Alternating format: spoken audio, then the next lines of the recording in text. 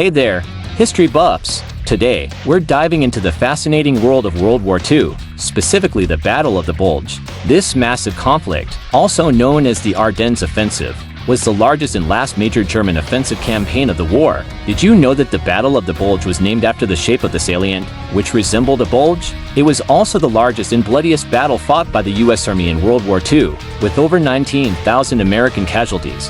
The battle lasted from December 16, 1944 to January 25, 1945, and involved over 600,000 troops, making it the largest battle fought by American forces since the Civil War. The Germans were ultimately defeated, and the battle marked a turning point in the war. The Germans achieved a total surprise attack on the morning of the 16th of December 1944 due to a combination of Allied overconfidence, preoccupation with Allied offensive plans elsewhere, and poor aerial reconnaissance due to bad weather. American forces were using this region primarily as a rest area for the US First Army, and the lines were thinly held by fatigued troops and inexperienced replacement units. The Germans also took advantage of heavily overcast weather conditions that grounded the Allies' superior air forces for an extended period. American resistance on the northern shoulder of the offensive, round Elsenburn Ridge, and in the south, round Bastogne, blocked German access to key roads to the northwest and west which they had counted on for success. This congestion in terrain that favored the defenders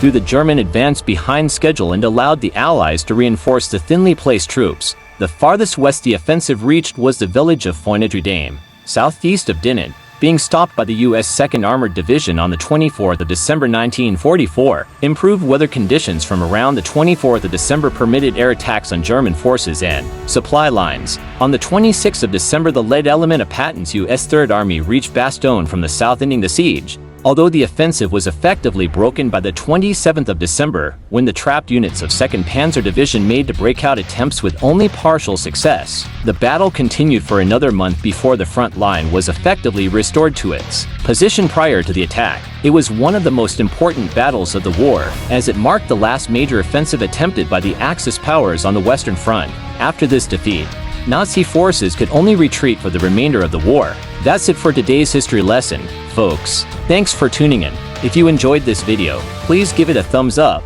And don't forget to follow and subscribe for more fascinating historical facts. Until next time, stay curious and keep exploring.